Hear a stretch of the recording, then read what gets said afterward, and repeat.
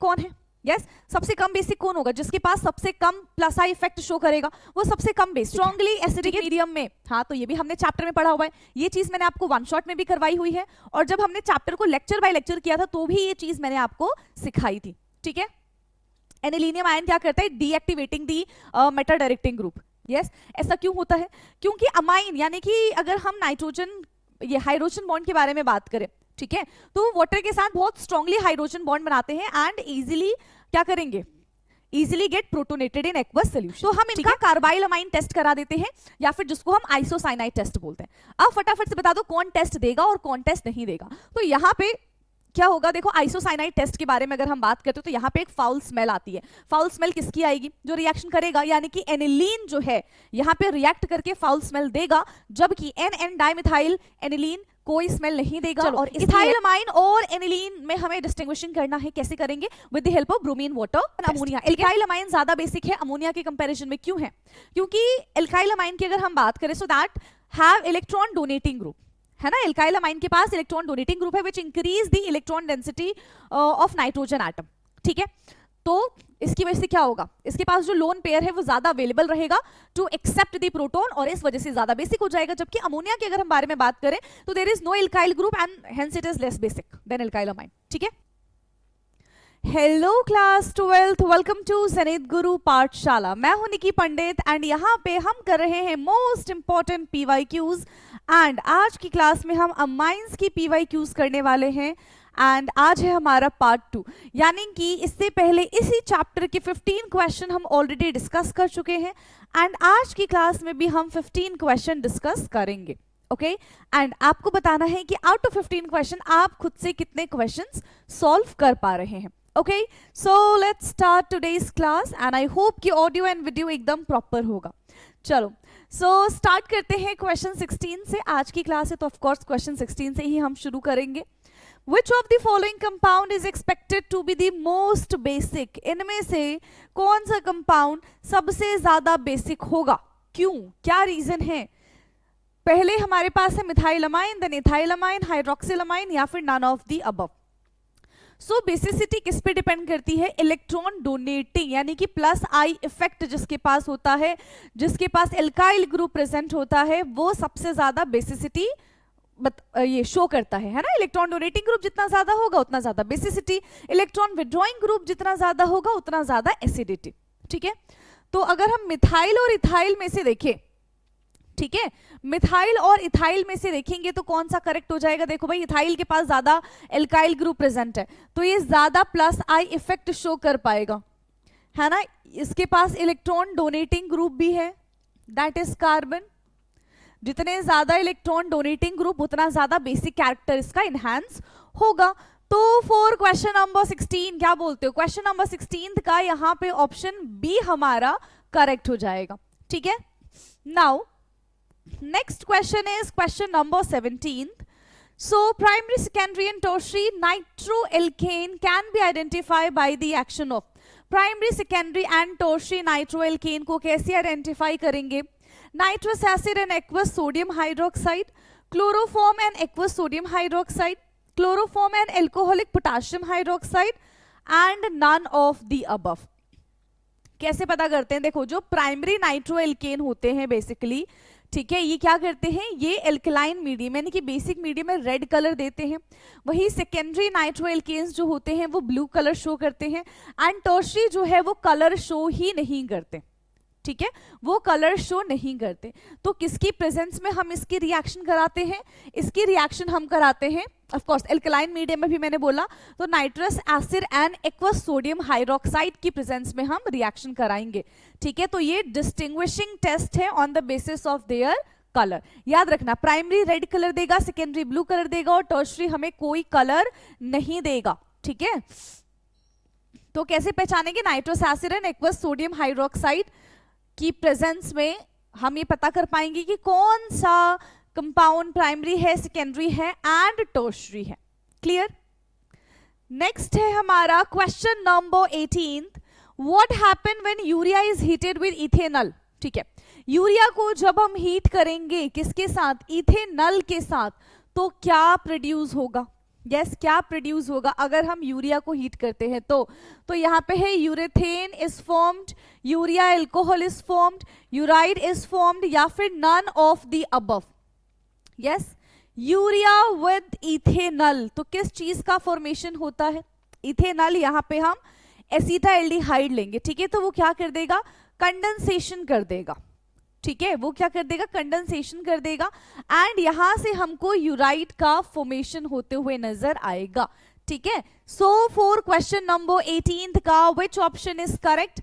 Question number 18 का option C हमारा यहाँ पे एकदम करेक्ट हो जाएगा। नाउ नेक्स्ट क्वेश्चन है question number 19, which of the following is least basic. ठीक है, सबसे कम बेसिक कौन है? यस सबसे कम बेसिक कौन होगा? जिसके पास सबसे कम प्लस आई इफेक्ट शो करेगा वो सबसे कम बेसिक है, ठीक है। जो जितना ज्यादा प्लस आई इफेक्ट शो करेगा वो उतना ज्यादा बेसिक हो जाएगा, ठीक है। तो ammonia methyl amine, dimethyl amine, या फिर नन ऑफ द अबव। तो अगर हम अमोनिया के बारे में बात करें तो इसके पास एल्काइल ग्रुप की कमी है। जब इसके पास एल्काइल ग्रुप की कमी हो जाएगी तो क्या हो जाएगा? इसकी बेसिसिटी अपने आप कम हो जाएगी, ठीक है। जिसके पास जितना ज्यादा एल्काइल ग्रुप होगा वो उतना ज्यादा बेसिक नेचर का होगा, अभी हमने डिस्कस किया था। जिसके पास जितना कम एल्काइल ग्रुप होता है वो उतना कम बेसिसिटी शो करता है, ठीक है, यानी कि एसिडिक कैरेक्टर की तरफ वो ज्यादा बढ़ेगा, ठीक है।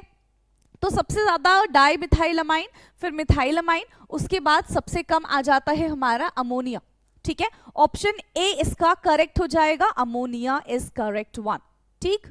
नाउ ओके, सो नेक्स्ट है हमारा असर्शन रीजन, ठीक है। क्वेश्चन 20 है असर्शन में, secondary aliphatic amine react with nitrous acid to form aliphatic diazonium salt which being unstable liberated nitrogen gas quantitatively, ठीक है। secondary aliphatic amine, so basically secondary aliphatic amine do not form diazonium salt with nitrous acid, नहीं करता है वो इसका formation, ठीक है। तो इन्होंने कहा है कि भाई करता है, नहीं करता है वो, ठीक है, नहीं करता, this is false. Nitrogen gas evolve on reaction with nitrous acid and can be used for estimations of the protein and amino acid.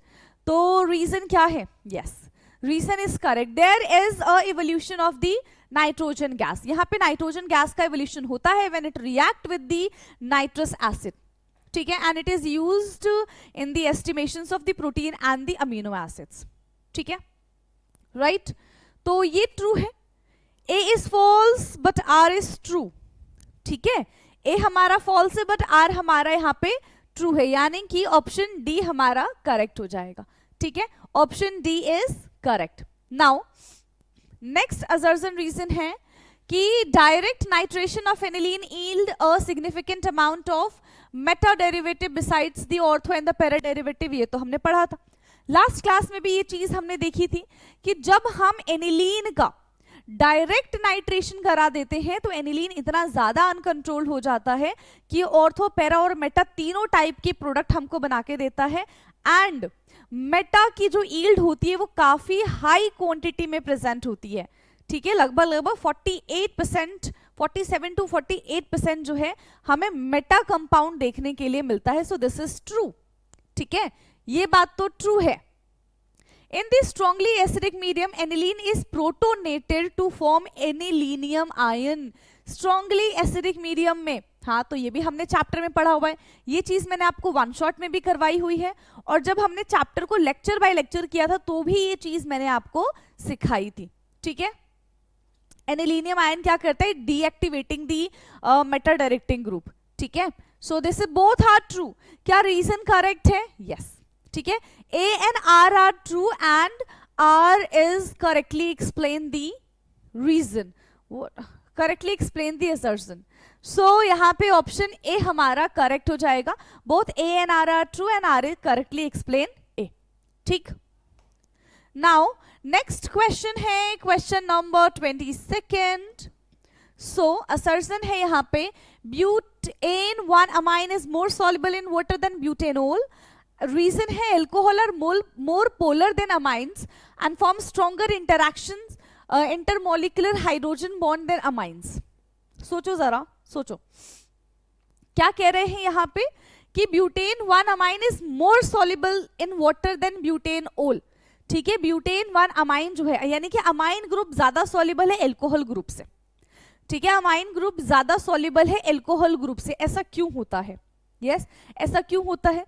क्योंकि अमाइन यानी कि अगर हम नाइट्रोजन ये हाइड्रोजन बॉन्ड के बारे में बात करें, ठीक है, तो वाटर के साथ बहुत स्ट्रांगली हाइड्रोजन बॉन्ड बनाते हैं एंड इजीली क्या करेंगे, easily get protonated in aqueous solution.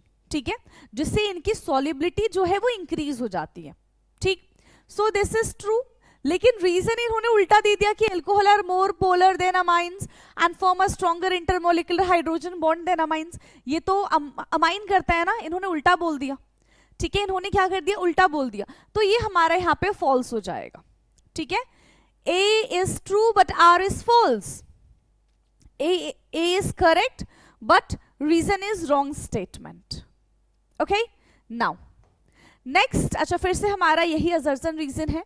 In aqueous phase secondary amines are more basic than primary amines। ठीक है, aqueous phase की अगर हम बात करें तो aqueous phase में क्या होता है, एक्वस फेज में हमारा सेकेंडरी अमाइन ज्यादा बेसिक होता है प्राइमरी अमाइन से। ठीक है, ये बात एकदम करेक्ट है। Alkyl group is electron donating, ये बात भी एकदम करेक्ट है। And with the correct explanation also, with the correct explanation also, दोनों की दोनों चीजें यहाँ पे एकदम सही सही बताई गई हैं। ठीक है, दोनों की दोनों चीजें यहाँ पे एकदम सही सही बताई गई है। ठीक, चलो इसके बाद आते हैं हम क्वेश्चन 24 पे। Give a simple chemical test to distinguish between aniline and NN dimethyl aniline। कैसे हम इनको डिस्टिंग्विश करेंगे, एनिलीन को and NN dimethyl aniline। Yes, any idea कैसे हम इनको डिस्टिंग्विश करेंगे? यस, सबसे पहले क्या करो, आइसोसाइनाइड टेस्ट करा दे। हाँ, इनका अगर हम एक सिंपल केमिकल टेस्ट बोला है ना to distinguish aniline and NN dimethyl aniline है। हाँ ठीक है, तो हम इनका कार्बाइल अमाइन टेस्ट करा देते हैं या फिर जिसको हम आइसोसाइनाइड टेस्ट बोलते हैं। अब फटाफट से बता दो कौन टेस्ट देगा और कौन टेस्ट नहीं देगा।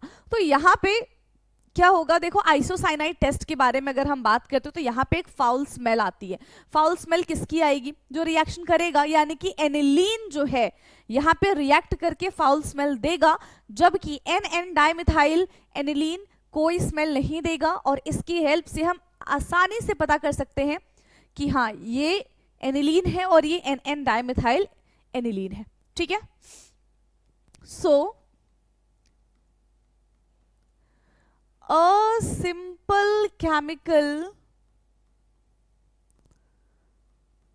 test to distinguish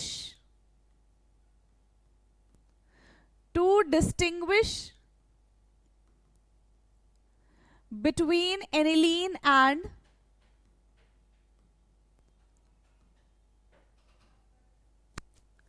NN dimethyl aniline is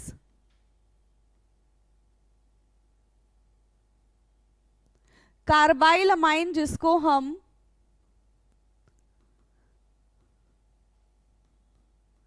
isocyanide test कहते हैं।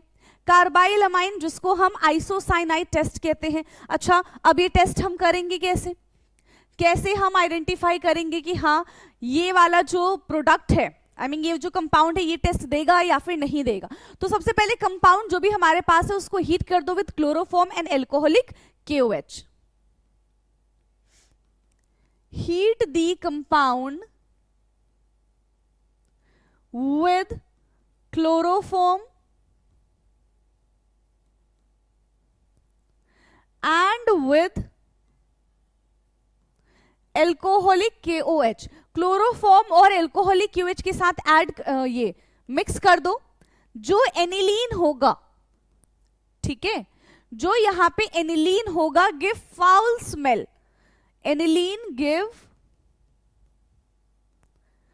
Foul smell of isocyanide. किसकी यहां पे हमको आइसोसाइनाइड का फाउल स्मेल होगा। ठीक है, फाउल स्मेल हमको पता चलेगा, जबकि NN dimethyl aniline give no reaction. NN dimethyl aniline give no reaction, ये एज सच कोई रिएक्शन परफॉर्म नहीं करेगा। ठीक है, चलिए नेक्स्ट क्वेश्चन पे आओ। नेक्स्ट क्वेश्चन है question number 25। Right IUPAC name of the following compound. चलो अब इसका IUPAC नेम लिख के दिखा दो फटाफट से कि इस कंपाउंड का IUPAC नेम क्या होने वाला है। कंपाउंड क्या है? N के पास C2H5 है, C2H5 है और CH3 है। ये है कंपाउंड। ठीक है, ये है कंपाउंड। तो क्या करना पड़ेगा इसके लिए? हमारे पास देखो एक इथाइल है और एक हमारे पास मिथाइल है ना। तो N ethyl N methyl ethane amine N और ये पूरा हमारा एक कंपाउंड हो जाएगा। ठीक है, so N ethyl N methyl ethane amine, N ethyl N methyl ethane amine. ठीक है, so this is the IUPAC name of the compound. Okay, चलो now next question is question number 26। So question 26 is arrange the following in increasing order of their basic strength. Basic strength के basis पे हमको इनको increasing order में लगा देना है। तो क्या क्या कंपाउंड है हमारे पास? C6H5NH2, फिर है इसको हम ना स्ट्रक्चर वाइज बनाते हैं। तो बेंजीन है हमारे पास यहाँ पे और इसके पास NH2 है, यानी कि ये हमारा एनिलीन बन गया। फिर हमने बेंजीन बनाया और यहाँ पे NH है और यहाँ पे CH3 है। अच्छा, और ये NH है। ठीक है, ये हमने बनाया, ये हमारा CH2 है और NH2 है। चलो बेसिक स्ट्रेंथ हम कैसे आइडेंटिफाई करेंगे? हाँ जी, बेसिक स्ट्रेंथ हम कैसे आइडेंटिफाई करेंगे? सबसे पहले एनिलीन पे आ जाओ। ठीक है, एनिलीन पे आ जाओ। तो इसके पास लोन पेयर प्रेजेंट है, लेकिन इसका जो लोन पेयर है, इसके नाइट्रोजन के पास जो लोन पेयर है, ठीक है, वो क्या होगा? वो तो बेंजीन रिंग में चला जाएगा। बेंजीन रिंग में चला जाएगा तो इसके पास कोई भी लोन पेयर प्रेजेंट नहीं होगा। ठीक है, जिसकी वजह से वो डोनेट करके बहुत अच्छा बेस बन जाएगा। तो इसके पास वो रीजन है ही नहीं। तो ये तो भाई देखो लीस्ट बेसिक हो गया। ठीक है, ये हमारा लीस्ट बेसिक हो गया।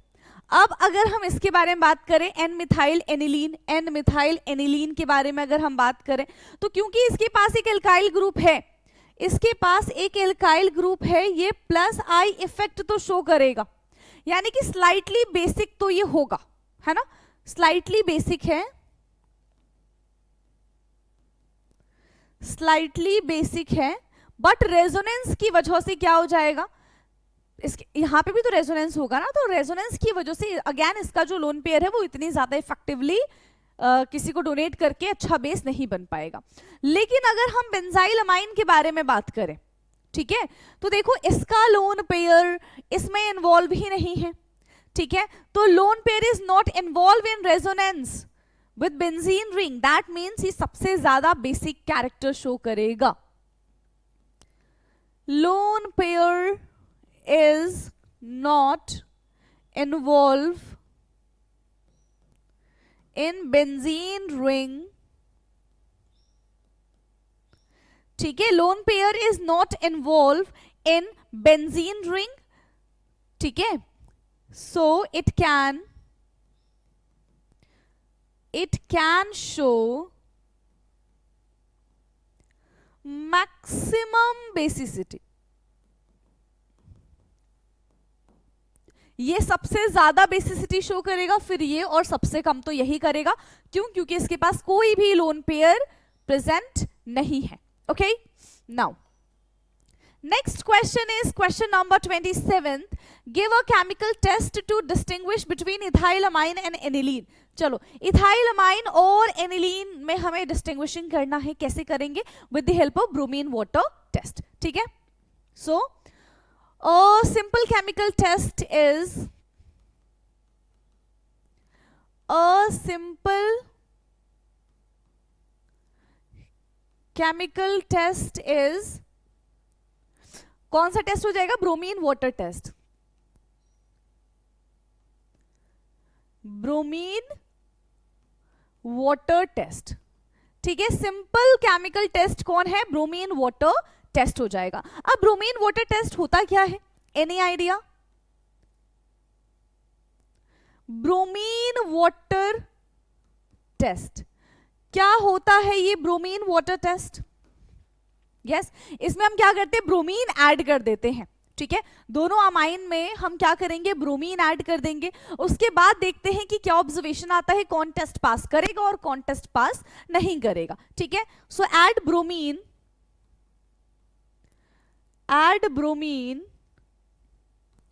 टू बोथ कंपाउंड और टू बोथ अमाइन। दोनों अमाइन में हमने ब्रोमीन ऐड कर दिया। ऑब्जर्वेशन क्या रहेगी इसकी? ऑब्जर्वेशन, यस, इसकी ऑब्जर्वेशन क्या रहेगी कि अगर एनिलीन के बारे में अगर हम बात करते हैं तो ये एनिलीन को इमीडिएट डीकलराइज कर देगा, ठीक है। क्या कर देगा? ये तुरंत इसको डीकलराइज कर देगा, है ना, decolourise of bromine water. And किस चीज का फॉर्मेशन कर देगा? With the formation of the एक व्हाइट कलर का पीपीटी बना देगा, दैट इज 2,4,6 ट्राइब्रोमो एनिलीन। जबकि इथाइल अमाइन में एज सच कोई पीपीटी का फॉर्मेशन नहीं होता है, ठीक है। तो अगर हम एनिलीन की बात करें तो एनिलीन में क्या हो जाएगा? Immediate decolourisation of bromine water, ठीक है। Immediate decolourisation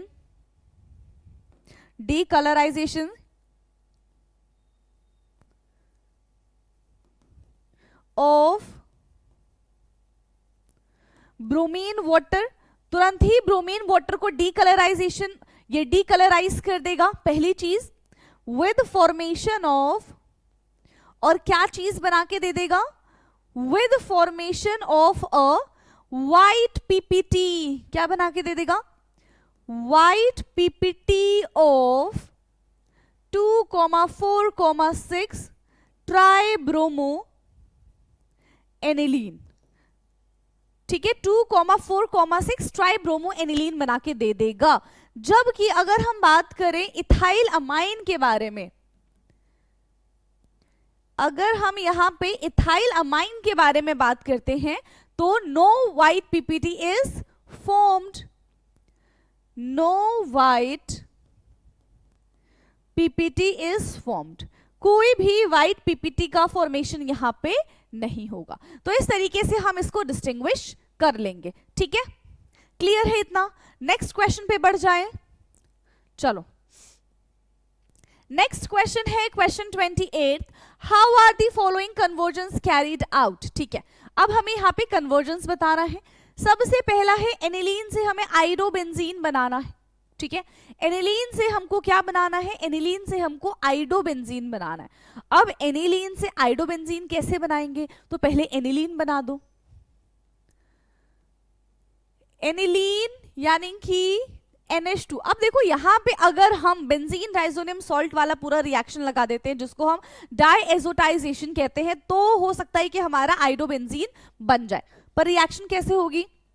NaNO2 plus HCl in presence of 0 to 5 degree centigrade. तो यहां पे बेंजीन डाइजोनियम सॉल्ट बन जाएगा, यानी कि बेंजीन के साथ N2Cl बनेगा। This is called benzene diazonium salt.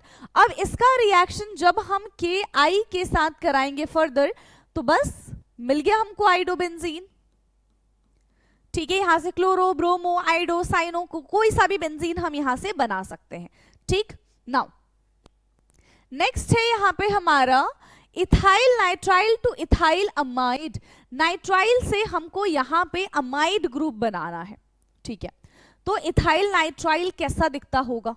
Yes, ethyl nitrile, ethyl यानी कि CH3 और CH2CN, ऐसा ही दिखेगा, CH3 CH2CN।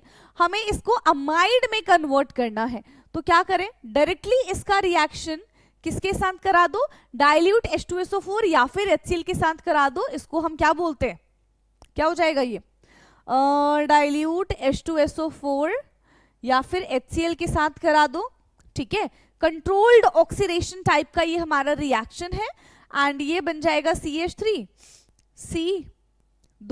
तीन कार्बन है ना, CH3 CH2 C double bond O and NH2, ये कंपाउंड बन जाएगा हमारा, ठीक है, इथाइल अमाइड ग्रुप, ठीक है, इथाइल अमाइड बन जाएगा। नाउ थर्ड है बेंजीन डाइजोनियम क्लोराइड टू बेंजोनाइट्राइल, ठीक है, बेंजीन डाइजोनियम क्लोराइड से हमको बेंजोनाइट्राइल बनाना है। व्हाट इज बेंजोनाइट्राइल, बेंजीन के ऊपर CN इज बेंजोनाइट्राइल, तो बेंजीन डाइजोनियम क्लोराइड अभी हमने बना लिया था, दैट इज बेंजीन के साथ N2Cl, this is called benzene diazonium chloride. जब इसका रिएक्शन हम CuCN के साथ कराएंगे तो ये क्या बन जाएगा, साइनोबेंजीन बन जाएगा, दिस इज कॉल्ड बेंजोनाइट्राइल। बेंजीन के साथ ये हमारा CN आ जाएगा और बाकी जो भी है वो हमारे बाई प्रोडक्ट आ जाएंगे, जैसे CuCl, ठीक है, CuCl निकल गया और N2 गैस यहां से बाहर आ जाएगा, CuCl प्लस N2 गैस यहां से बाहर आ गया। तो इस तरीके से हम यहां पे कन्वर्जन करेंगे, ठीक। Now next question is question number 29।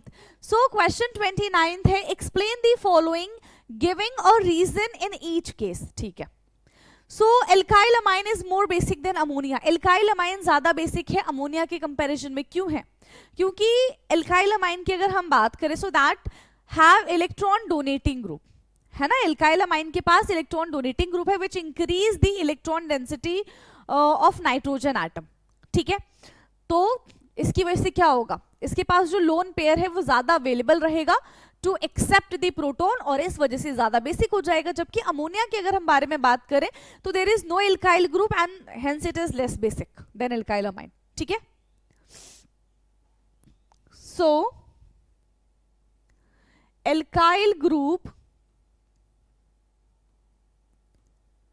Show plus I effect, alkyl group जो है वो क्या शो करेंगे, प्लस आई इफेक्ट शो करेंगे which increase the electron density, which increase the electron density, जो इलेक्ट्रॉन डेंसिटी को इंक्रीज कर देता है on the nitrogen atom, on the nitrogen atom, ठीक है। नाइट्रोजन एटम पे जब इलेक्ट्रॉन डेंसिटी इंक्रीज हो जाएगी so this make the lone pair available, this make the lone pair available, किसके लिए अवेलेबल होता है भाई, for accepting proton, for accepting proton, ठीक है, फॉर एक्सेप्टिंग प्रोटॉन। जबकि अगर हम अमोनिया के बारे में बात करें तो अमोनिया के पास has no alkyl group, so it is less basic than alkyl amine. Ammonia has no alkyl group, hence it is less basic than alkyl amine, है ना, less basic than alkyl amine, ये alkyl amine से कम basic होते हैं। Next है aromatic amines weaker base then aliphatic amines, ठीक है। Aromatic amines जो होते हैं वो वीकर बेस होते हैं एरोमेटिक अमाइन से, ऐसा क्यों है, यस एरोमेटिक वाले वीकर है क्योंकि देखो एरोमेटिक कंपाउंड में क्या हो जाएगा, जो लोन पेयर ऑफ नाइट्रोजन है वो पार्टिसिपेट कर लेंगे किसमें, बेंजीन रिंग में, है ना। सो ये जो लोन पेयर है उसकी अवेलेबिलिटी कम हो जाएगी to accept the proton, that's why, simple सी बात है, जो हमने ऊपर लिखा वही इसका आंसर नीचे भी हो जाएगा, ठीक है। सो इन एरोमेटिक अमाइंस लाइक एनालीन, इन एरोमेटिक अमाइंस लाइक एनिलीन, ठीक है, जो भी हमने एनिलीन में डिस्कस किया, ठीक है, the lone pair of electron of nitrogen is delocalized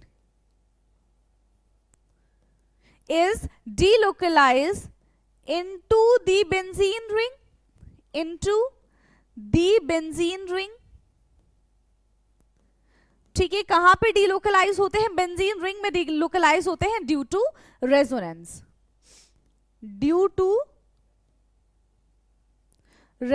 ठीक है। क्यों? क्योंकि ये रेजोनेंस शो करते हैं। So these reduce the availability of accept a proton, these reduce the availability of proton, availability to accept proton कर लो, availability to accept proton, ठीक है। सो इसकी वजह से हम ये बोल सकते हैं कि aromatic amines are less basic, ठीक है। Aromatic amines are less basic than aliphatic amines, hence aromatic amines are less basic than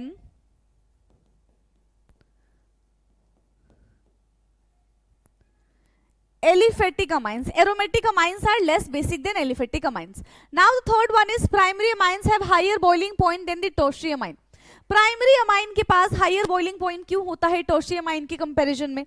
क्या रीजन होगा? है हमारे पास स्पेस? नो। चलो इसका आंसर इधर लिख देती हूँ मैं, थर्ड वाले का।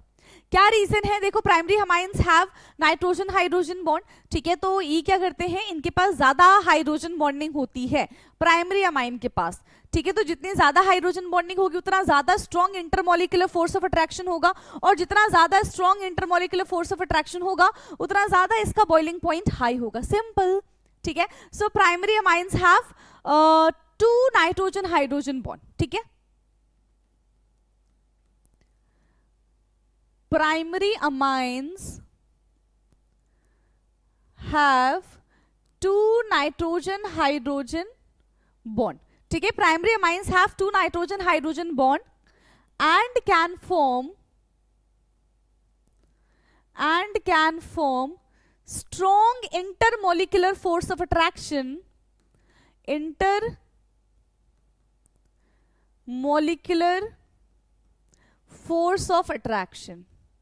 ठीक है। इनके बीच में 2 हाइड्रोजन बॉन्ड होने की वजह से बहुत ज्यादा इंटरमोलिकुलर अट्रैक्शन है, इंटरमोलिकुलर फोर्स ऑफ अट्रैक्शन या फिर इंटरमोलिकुलर हाइड्रोजन बॉन्डिंग।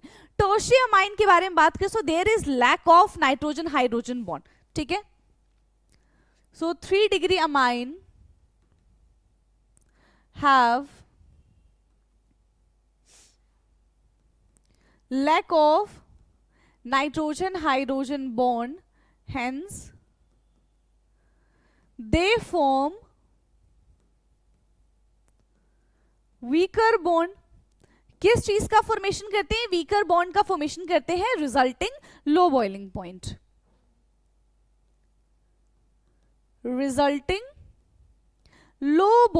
जिसकी वजह से इनका लो बॉइलिंग पॉइंट होता है। Clear?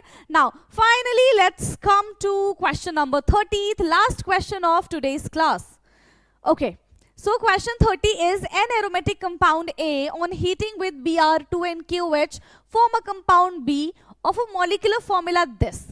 ठीक है, on heating with CHCl3 and alcoholic KOH it produce a foul smell। ये तो हमने किया था। अब देखो फाउल स्मेल वाला इतना हमने क्वेश्चन कर लिया है कि अब आपको याद हो जाना चाहिए कि फाउल स्मेल किसकी होती है? आइसोसाइनाइड की फाउल स्मेल होती है। किसकी होती है? आइसोसाइनाइड की फाउल स्मेल होती है, ठीक है। चलो, so an aromatic compound A on heating with Br2 and KOH form a compound B with the molecular formula this, ठीक है। तो B का मोलिकुलर फॉर्मूला C6H7N है ना, C6H7N है। तो C6H7N क्या होता है? क्या हो जाएगा? NH2। तो अब देखो 5, 6, 7, ठीक है। 6 कार्बन है और एक नाइट्रोजन है, तो मेरे ख्याल से तो कंपाउंड बी हमारा एनिलीन होगा। कंपाउंड बी इज एनिलीन, ठीक है। N aromatic compound A on heating with Br2 and KOH, यहाँ पे किसके साथ रिएक्शन कराया? Br2 एंड KOH के साथ रिएक्शन कराया है, ठीक है। Br2 प्लस KOH के साथ रिएक्शन कराने पे हमको ये मिला है, ठीक है। तो यानी कि यहां पे क्या कंपाउंड हो जाएगा? कंपाउंड ए हमारा क्या होगा? अमाइड ग्रुप, है ना। कंपाउंड ए हमारा क्या हो जाएगा? Amide group, CONH2। This is called benzamide. ये हमारा बेंजामाइड है, ये हमारा एनिलीन है, ठीक है। अब दोबारा पढ़ो क्वेश्चन। अब क्या कह रहे हैं?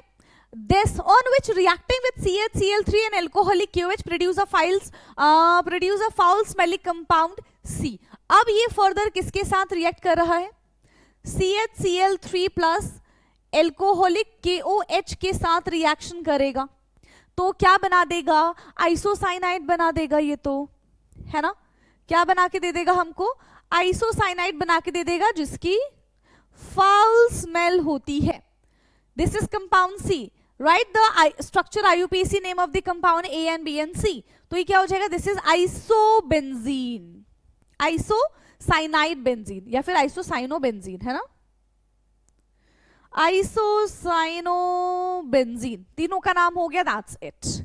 क्लियर? तो इस तरीके से जब तक आप समझ के नहीं करोगे तब तक देखो दिक्कत आएगी, ठीक है। जैसे आपने क्योंकि सारे रिएक्शन पढ़े होंगे तो दिक्कत नहीं आएगी, ऑफ कोर्स, सिंपल सी बात है, ठीक है। तो टोटल 30 के 30 क्वेश्चंस यहाँ पे हमने कर लिए हैं समाप्त। अब देखो सिर्फ एक चैप्टर बचता है हमारा बायोमोलिक्यूल्स, तो उसके 30 क्वेश्चन हम फटाफट से कर लेंगे, फिर PYQS वाली जो हमारी सीरीज है वो हो जाएगी खत्म, ओके। एंड चलिए अब हमारी मुलाकात होगी अपने नेक्स्ट क्लास में, और कमेंट में आप ये भी बता सकते हो कि और आगे आपको क्या क्या करना है। एंड देखो काफी सारी चीजें हमने इस ईयर की हैं, ठीक है। तो हो सकता है कि आपको उनके लेक्चर्स ना मिल पाए, है ना, या फिर आप ढूंढ ना पाओ, तो कमेंट कर देना, मैं आपको उनकी लिंक प्रोवाइड करा दूंगी, ठीक है।